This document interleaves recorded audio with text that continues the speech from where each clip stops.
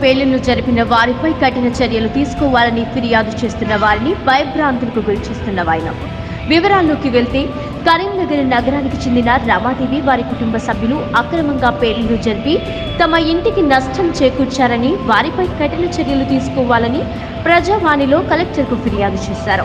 గతంలో ఎన్నోసార్లు అధికారులను కలిసి ఫిర్యాదు చేసినా పట్టించుకోలేదని ఆరోపించారు.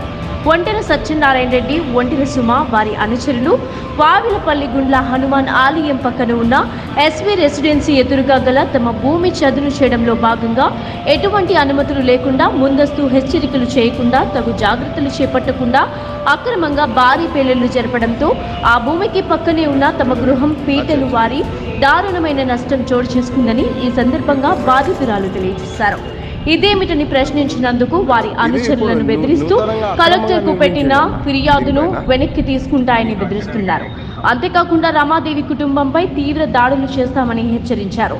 దీంతో ఆగకుండా రమాదేవి మరియు వారి కుటుంబ సభ్యులపై SC/ST అట్రాసిటీ కేసు పెడతామని బెదిరిస్తూ రమాదేవి కుటుంబంపై కేసులు రాజీ కోసం తీవ్ర ఒత్తిడి చేస్తున్నారని, ఒంటెల సత్యనారాయణ రెడ్డి, ఒంటెల సుమ మరియు అనుచరుల నుంచి ప్రాణహాని ఉందని, తమకు రక్షణ కల్పించాలని, చట్టరీత్యా తగిన చర్యలు తీసుకోవాలని ఆమె విలేకరుల సమావేశంలో తెలియజేశారు.